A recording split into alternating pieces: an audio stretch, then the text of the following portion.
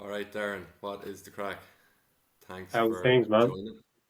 All good, all good.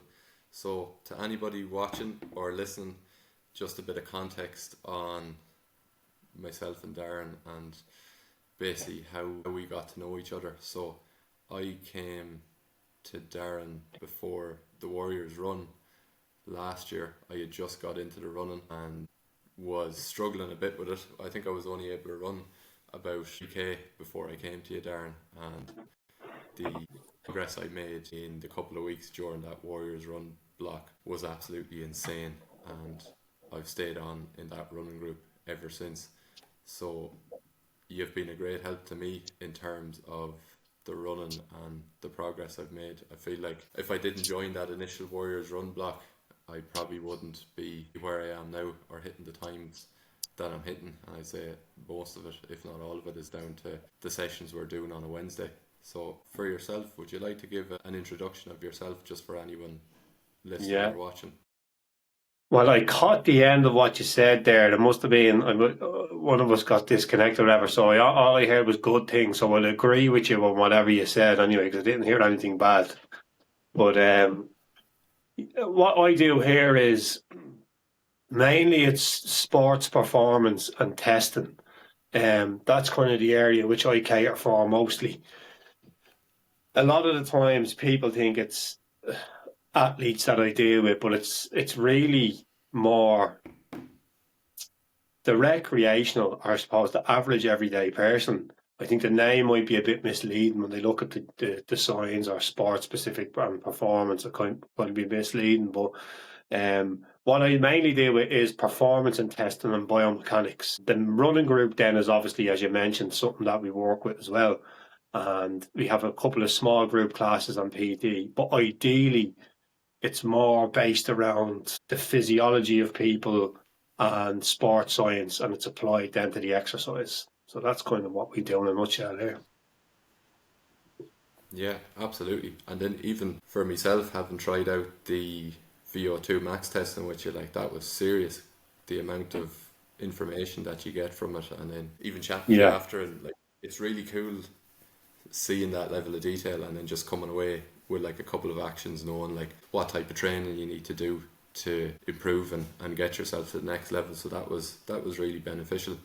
And then say for yourself, Darren, obviously you have a successful business there now and you're offering a wide range of services. How did you get into that line of work? I would have always been involved in sports, Alan. Like I would have, like most young lads, they're in sports. Like 9 out of 10 young lads and even girls these days are involved in sports.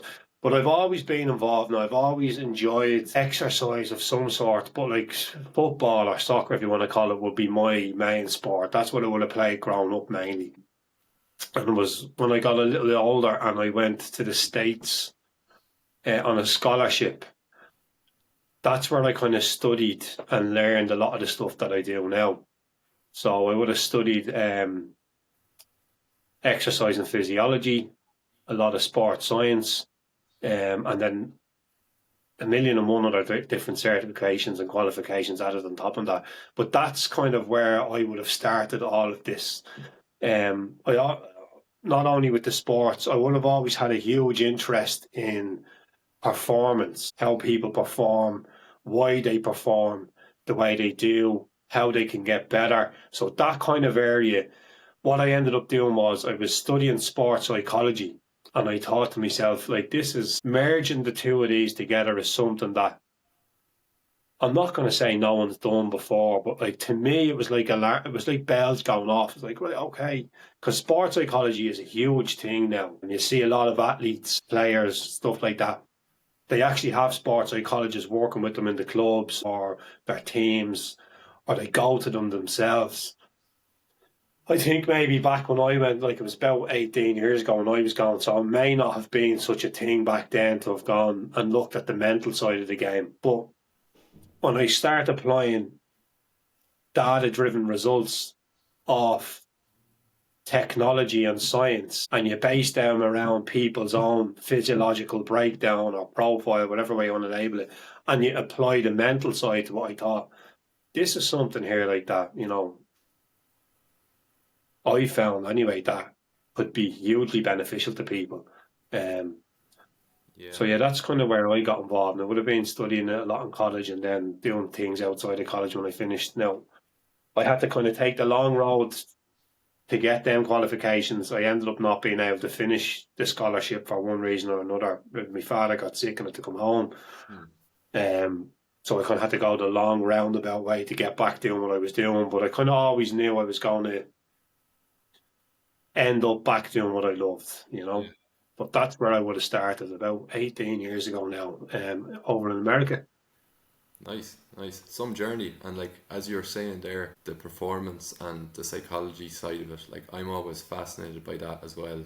Like obviously elite Yeah, athletes, when you look at the elite athletes, they're all probably very similar, if not identical skill level, and it's like the next thing that's going to elevate them is going to be the mindset. But even for like people who are generally into training, like myself or someone who goes running a couple of times a week, have you yeah. found since you've got into the psychology and the mindset side of things, you've like really been able to drive on results in terms of getting people in the right headspace for their exercise goals? Yeah, yes and no. Like, there's so many variables to take into account when answering that. Like, Mm. first and foremost, it wholeheartedly depends on the person. Um, like you might hear me first of all, I'm by no means a psychiatrist or psychologist or anything like that. I just apply the qualifications I have in that area to what I do. But you might hear me say things the odd time up at the track, like, you know, little nuggets of things like this for me are what help. When you hear me running, you're running past the group, and I'm like, right, if someone's dipping, give them encouragement. I try to breathe encouragement up there, and it becomes infectious. I try to just get people to believe that, you know, I can't run a 5K, and it's like, I know, but you know, if you stick it out, you'll have a half marathon under your belt. So and they're kind of like, not a chance. Like, there's no way I can do that, you know. And the hardest thing to break down with someone is getting them to believe that they have that within them to go and do it. So there's multiple different ways to try and do that with someone. But again, I'm not a psychiatrist or a psychologist. I just use the sports psychology background and the CBT background that I have to try and get the best out of people. Sometimes it falls in their lap. You know, they think they might want to do something. And when it comes to doing it and the graft that's needed, they just go, you know what, this isn't for me. You know, but even that in itself is bells go or light bulbs going off, should I say? Because I kind of go, right, I thought I wanted to do that, but I actually don't because I know now what's involved in getting it. And people have come to me and I'll have that chat with them and I'll say, right, well, so what is it you're chasing? What is it you're going after exactly? Because you thought you wanted this. That isn't it for you now. So there's always, not always, a lot of times there could be some underlying thing there as to why they're doing what they're doing. But to answer your question in short, there's a lot of variables to take into account. But yeah, I would try and apply it to. So like even like look, you're an example of it there, really, aren't you? I mean, I think you said you were only what up a 5K when you came up to us, and Yeah, you know you're at the smashing a half marathon there, and what an hour and 47 minutes there, only 2 or 3 weeks ago. Like I mean, you're a walking advertisement for it, really, aren't you? yeah, that's it. And like a lot of that as well is like back to the mindset, because when I think of what I was believing when I came to you, I really believed that I could improve at the running because I had a lot of success the couple of months prior with my own fitness coach for the strength and conditioning. So I'd seen like the benefits of like consistency, discipline, showing up, and also like speaking positively to yourself and believing Yeah. that you can achieve something. So I'd say like a lot of it obviously was putting in the effort and the hard yards, but it was like every training I showed up to, when you Hmm. told us what we were doing, like I never thought, oh, Jesus, this is going to be rank. I was like, this is great, like this is going to be tough, it's going to be a challenge, and like I was framing it positively in my mind. Yeah. Whereas I know it's some people in like the online clients in the online fitness space, which I'm in now, they're almost thinking, sure, I'd never be able to achieve that. I'd never be able to do it. And it's like, you really aren't setting yourself up for the most success if you're not going into it with Yeah. as positive a mindset as possible. So like, I definitely noticed it myself before I joined you. Like, I had the mindset for it, and then it was just about sticking with the sessions week on week. And I think like a lot of people maybe overestimate what it takes to get into reasonable shape, be it running or fitness. Like, a lot of it really is just showing up every week. And like, you might not be perfect every session, or you might not. Nights that we go out and I'm like, geez, the legs just aren't feeling it. Had a tough session in the Yeah. gym yesterday. Maybe I'm busy at work, but I don't think I've only missed maybe 2 sessions with you, and one was through injury, and one was when I was away on holidays. And it's just really like That's right. Yeah. consistency. Yeah. Like, you obviously enjoy it though as well. You know, like, you have to find something. Like, a lot of the time, you don't want to be regurgitating the same thing that they're hearing from somewhere else. Like, I mean, it's an overwhelming amount of information for people to take in these days. They're surrounded by it. Um, like, there's no shortage of coaches, no shortage of gyms and stuff like that. You need to find the person that works for you and you feel comfortable working with, whether that's in the gym, out in the running, whatever it is. Secondly, if you are not enjoying what you're doing, this is where I go back to saying, like, I had this conversation with a few people. It's like, why are you doing what you're doing then? But to touch on, like you were saying there, you missed 2 sessions. Like, there is no secret to it. You can sugarcoat things and dress them up whatever way you want. It's about turning up, doing the session, and then just enjoying the process along the way.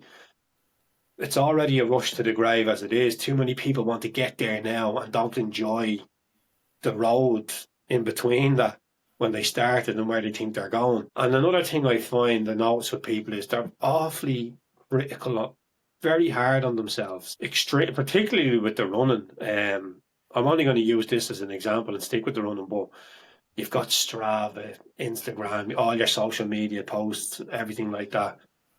And they go, oh my God, like Mary down the road there is at the running 5K in 22 minutes. I'm running a year longer than her. Why am I not? Like, everybody is different, you know? Everybody is different. Um, Yeah, absolutely. I And think that, especially with Instagram, you can get into that comparison. Like, I follow a few pages of like, crazy ultra marathon runners and long distance runners, and they're putting up their easy run and they're going 3 minutes a kilometer. So like, it'd be very easy for yeah, me to look at that and get disheartened. But it's like, these yeah, people have been doing it for 30 or 40 years. If you kind of just yeah, look at it through that lens, that's their life, that's their lifestyle. You get paid to it. Whereas like someone yeah, like myself, I'm like, this is just a hobby. I'm doing it for a bit of fun. So naturally, I'm not absolutely. running at that pace. But it's more, I guess, if you see that kind of, I wouldn't say over the top, but people who are at a different level, I'd more use it as just inspiration for myself to be like, geez, that's mad what you can achieve, and then Yeah, focus on my own goals and keep that separate. I think you're right with like Instagram and Strava. It can really be like a comparison of like people just posting their best times. They won't post absolutely. Yeah, the hill runs where they were feeling like shite and the pace dropped off maybe after 8 or 9 when they were having a difficult yeah. or stressful week. And there's people only put up what they want you to see as well, you know. But you can be sure that they done all the dirty work and the slow runs and everything like that along the way to get where they are. But I'd need an engine attached to me to be running 3 minutes kilometers for me easy run. I'm not even anywhere near that. That's insane. Yeah, like it's mental to look at, and then you're seeing like the average heart rate is like, I don't know, it might be 145 or 147. Yeah, Like, it's I'm just, sure there's a few spoofs being told as well with some of these posts as well, you know. oh yeah, absolutely, absolutely. And so like for yourself, Darren, then, so like I guess my philosophies on training are that it has changed a bit. I used to be very much someone who was like, I need to get big, I need to get bulky. And then like I joined the gym in Dublin, and the lads there kind of were like, hold on a minute, like you need to have your engine right, have your heart right, different forms of cardio. And like now I'm kind of more, obviously like if you look good, you feel good. That's definitely still a part of it. But more so my thing is now kind of as I've turned into my 30s and more focusing on longevity, and you're seeing all this research on, like, you know, the importance of a good VO2 max and the benefits of resistance training. So I'm kind of looking at it through the lens of, obviously I thoroughly enjoy it, but like trying to live longer. And what about yourself? What's your, I guess, philosophies on training, or what like gets you motivated or gets you going to keep going back every day, every week? I suppose with the gym, my philosophy with the gym is, in a nutshell, is, you'll probably see it on things, I have healthy body, healthy mind. So for me, whatever that entails for you, having a healthy body, like, they come hand in hand. Again, tying the two of them in. Being fit for people is going to vary. So my philosophy is healthy body, healthy mind. And then again, you break that down and you're going to have multiple variables to take into account. But being fit is completely different. Like, so, you know, if I have a woman that can barely walk and, you know, she's overweight or whatever, and then we get her out walking and she loses a couple of stone and she's playing with the kids, she's fit. You know, she's fit, she's active now. But for someone, their fitness might be, no, I need to get back down under 5K. I need to be lifting a 100 kilo bench, squatting 150 kilos, whatever it is. So that will change up and down on the scale. But when I say to someone, right, if we get you into a healthy, physically a healthy place, mentally you're going to be in a better place. So whatever the things are that we have to tackle to get the people to those points, that's going to be different for everyone. So I just keep it short and simple: healthy body, healthy mind. For me personally, I find I have to have some target or goal to aim towards. Which training won't become aimless, but I feel like it keeps me on track. It keeps me accountable. I like to keep myself accountable. Now, look, I'm not by any means crystal clean or the high level, elite level athlete. I do enjoy myself as much as the next person, and I think that's important as well. But for me, I like to have something to aim towards. I like structure, I like routine. So for me personally, having something to aim towards that has structure and routine in place, I've coaches myself, would keep me accountable. And that's what I enjoy. For people I work with, if I can get them into physically a good spot, I find like they're in mentally a better spot. And then we just break down whatever other barriers we encounter along the way. Yeah. So that's kind of really what we stand for here. Yeah, absolutely. And I definitely can relate to yourself having something to work towards, like even if it's strength training or running. It's always nice like to have a half marathon or a 10K, and I definitely did find before Christmas, because there wasn't much in the calendar, so like the long runs were kind of going out the window, and I was kind of like, why am I running 20K just for the sake of it? Yeah. But then like Tony McGowan is coming up there, I'm like, right, I have to really up the mileage. Or then, as you say, like in the gym, just having those little targets, like every now and then, maybe you want to get a certain number of pull-ups or want to get a certain weight on a certain exercise. Yeah. And one thing I do notice, and I guess it's just a universal human experience, the more I aim for a target, as soon as I hit it, I'm just like, what's next? I'm like a bit of a fucker for hitting the goal and maybe not taking the time to go back and celebrate it and like just be like, that was a great achievement, well done. And I think some people can get lost in that too, in that like maybe it's someone who hasn't gone to the gym before. You get them up into the gym, they're doing 3 days strength training, and then they're coming to you and they're like, geez, I'm still weak. But it's like, you're in the gym 3 days a week now. So like that's like, look, I'm doing this a long time, but I still take nuggets of information off people that I meet that come into me, people that I train with, coaches, everything like that. I'm always learning. But one thing that I noticed about people, like you mentioned there, it's like, what's the next thing? What's the next thing? That's what I'm talking about when I mentioned earlier. It's like a rush to the grave. No one enjoys along the way. It's like, well, bask in your little, you know, you've completed this. Relax now. Take time, reassess, go again. And when you're mentioning people get caught up in that cycle, that's when burnout can happen. What I mean by that is they're overtraining one particular side of their body. And I mean, this is probably another You could talk about this on another podcast in itself. But they get so caught up in doing these things repetitively rather than listening to their body. They start breaking down, they're getting cold, they're getting run down, rather than going, right, okay, I've achieved this, I've ticked that off. What's realistically next for me? And then picking something and aiming towards that. Like, I'd nearly say 80% of people, like, what, particularly endurance-based sports, like, it's not healthy or good to be banging out 4, 5, 6 marathons a year for a lot of people. 2 is probably realistic. We were just chatting about how people, you know, they hit their goal and then they're like, what's the next thing? What's the next thing? And we're never satisfied. And then you were saying it can lead to that burnout where people are just, Yeah, you know, repetitively doing something and maybe yeah, losing the whole idea of why they're doing that thing to begin with. yeah. They can live with the idea, but they're also overtraining one side of their nervous system, and like the detail you could go into on that as well would be we'd be here all evening talking about it. But that, particularly with the testing, when I see with people, I can nearly tell when I'm talking to them, you know, because I'm making assumptions myself. I wonder what this person is going to score. They look fit, they look strong. Let's see how they get on. But a lot of the time, people are completely overtrained in one area and underdeveloped in another, and then wondering why they're not hitting the targets they should be, or why they're always getting niggly little injuries, or Yeah, breaking down, or feeling a bit under the weather, or whatever it is because they're completely overtrained in one area and underdeveloped in the other. yeah.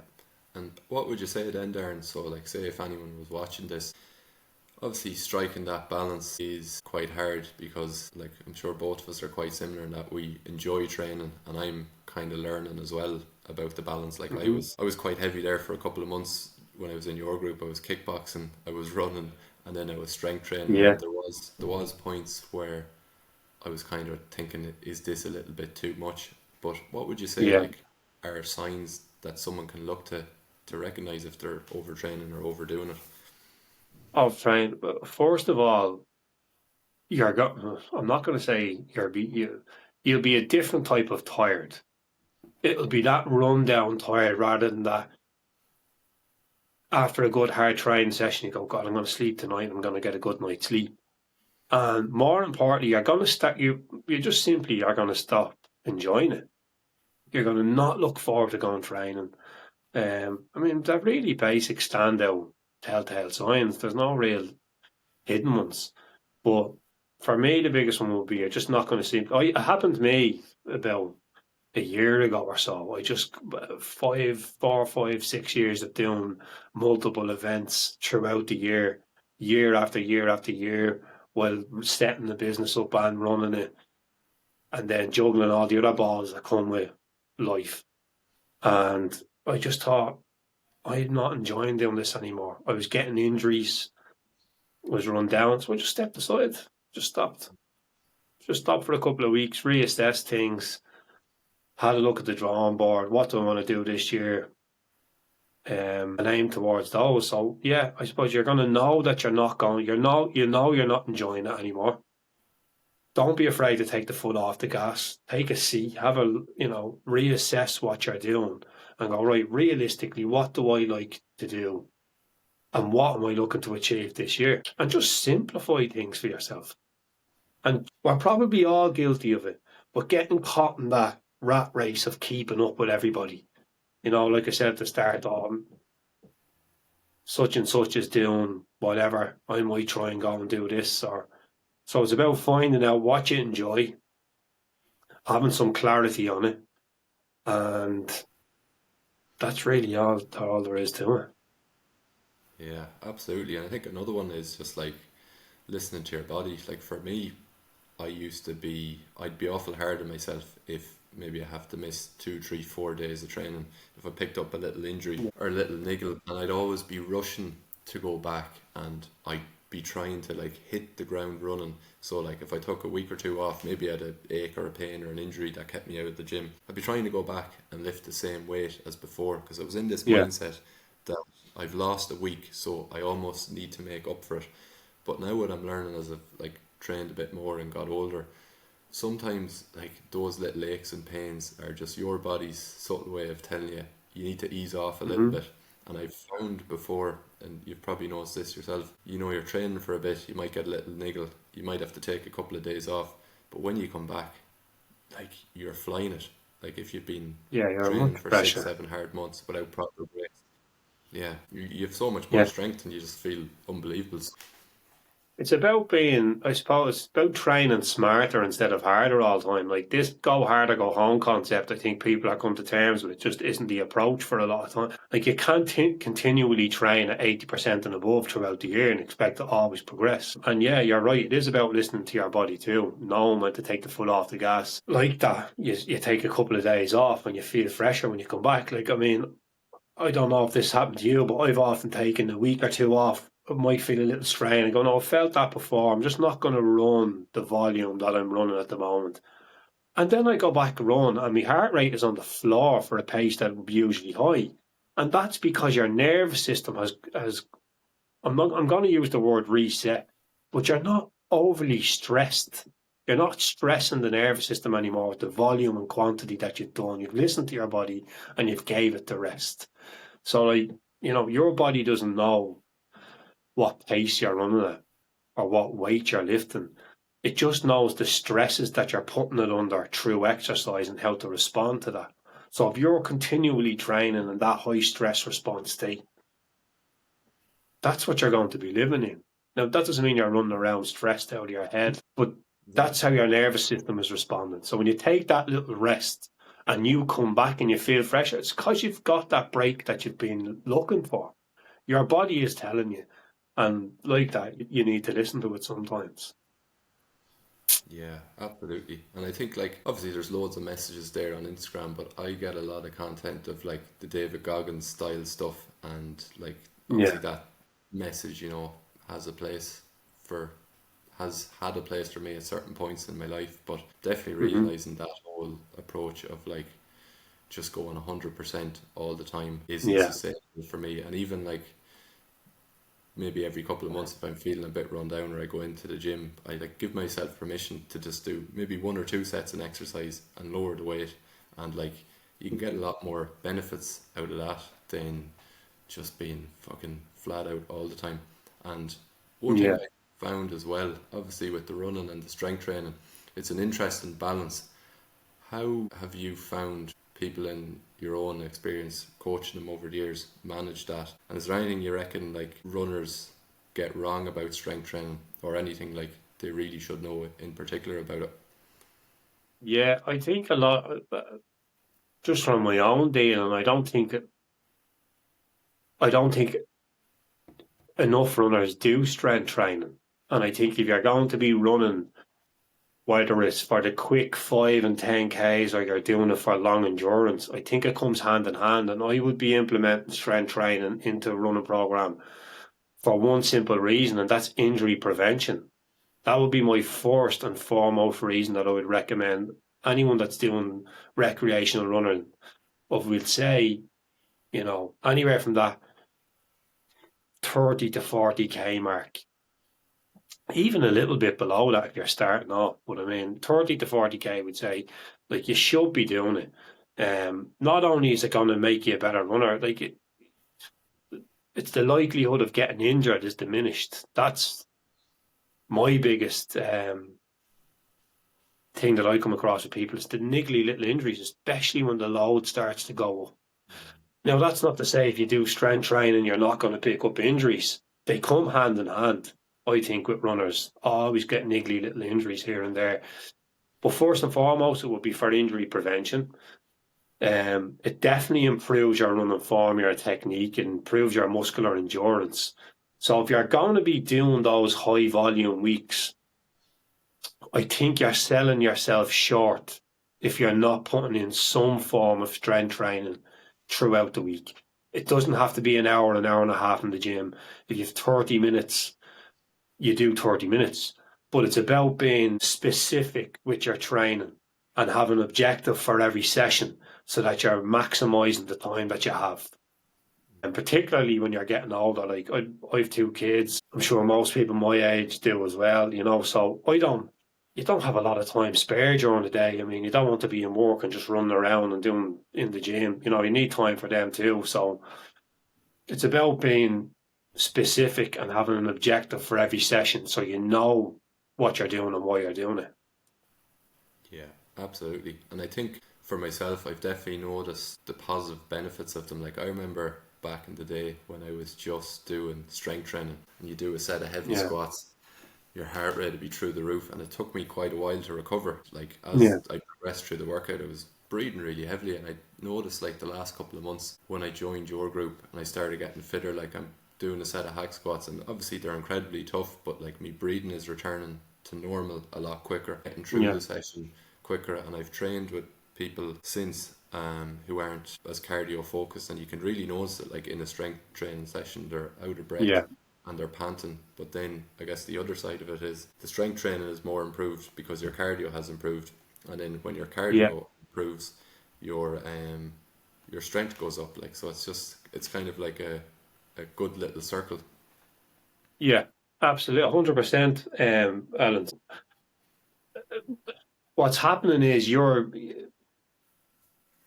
the bigger the base you build for running, and you can use this in everyday life, so just to improve health as well. But if you establish a big aerobic base, okay, you're utilizing oxygen as your fuel, which means you've got fresh oxygen being pumped to the muscles. You've got fresher blood being pumped to the muscles. The heart is working less, there's less stroke volume. So even outside of running, if you can implement that low steady state stuff that decreases your heart rate for higher intensities, like you've just explained there, you're healthier overall. Your cardio improves, your strength improves, but you have more oxygenated blood in your body. So even just from a health perspective, it's hugely beneficial. But what you're doing with the running there, and you're seeing your recovery improve, that's your body's ability to get rid of the lactic acid quicker. And that's because you had built up you have a good few blocks built under your belt now. Yeah. So you've got your aerobic base built, you increased your capacity, you were able to factor in those threshold runs as well. And it all has a knock-on effect.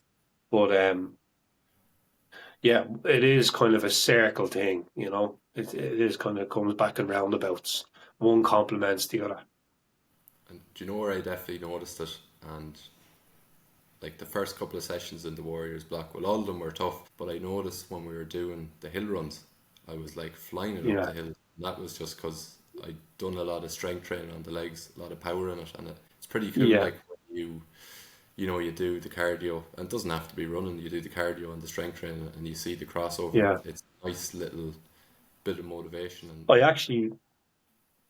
I remember that session all right. I remember you saying that on the night about you saying that you were doing a lot more leg work in the gym and stuff, and you actually seemed to enjoy that session. Looking at you now and I think about it, was it outside the sports complex, wasn't it? Was that the hills we were down there? Yeah. Most people are probably giving out about me under their breath when we mention hills, but I remember that session all right. Yeah, look, again, I mean, you use your legs for running. It's fairly common sense. Do some leg workouts, improve your strength. absolutely. But yeah, look, the fitter and faster you get, the more power you have to produce getting up the hill. So they never ever nice, are they? No, they're the first. I do enjoy them. I'm a bit of a masochist. I kind of like the feeling of just the legs being on fire and struggling and being out of breath. So maybe that's why I enjoy it at the half marathon so much. I just love that feeling when you get 16k and you're struggling. Yeah, I tell you, you'll have that feeling in a couple of months. Oh, yes. Where we're heading, so. Absolutely. For those who are listening or watching back, we have booked a running holiday in the French Alps. So it's 3 days of 25 kilometers per day in what's looking like it's going to be about 35 degrees heat. Yeah, extreme. Like I got burnt on Achill Island doing the half marathon there, so I'm not built for this heat at all. But yeah, it's 3 days of 25 k's. We're 1,000 to 1,500 meters above sea level, so it's high altitude training as well. It'll be tough. There's no two ways about it. So we want to get on the Stairmaster to get ourselves ready for that. I don't know how we're going to approach it, but Absolutely. I'm Yeah. buzzing for it, man. I can't wait. Same as, and like there'll be some celebration at the end of that when we have it done. And do you know what I was Yeah, thinking as well? sleeping on the plane. Yeah, yeah, legs will be like jelly by the end of it. But I definitely, do you know what I was thinking then? We'll have, like, say, that's 75k over 3 days, which is quite a bit. But Yeah, even like it's for a lot of some, volume. Yeah, a lot of volume, and one thing we'll have to be mindful of is obviously the fueling, and that's something like I've taken a real interest in the last couple of months, given that like I'm focused on strength training as well. So it's like if I'm not getting enough calories in, I'm just not going to grow the muscle. And I'm finding from chatting to a lot of people, most people I don't think are aware of the fueling side of things about running and really how important it is. And I've had a couple of people come to me that are a little unsure of it. So where would you say, like, say if someone's increasing their mileage and maybe they're up to like yeah, 10k and they're 15 and 20k, how can they yeah, figure out what they need to eat so they can perform well and recover well? yeah. It's first of all, it's probably the most undervalued tool used in running, fueling. How could they prepare for it? Like, I mean, again, that's so detailed to answer in one kind of sentence. But first of all, it's definitely undervalued. People don't utilize it to their best of their ability. The metabolic testing that we do here will establish all that for you. Again, it depends. Are you doing 5Ks, 10Ks? Are you doing max effort runs? Are you an endurance based athlete? Are you male, female? What weight, age, height? What's the background? There's loads of variables to take into account, but it's definitely an area that needs to be looked at with people. Particularly, I'm going to say in endurance sports.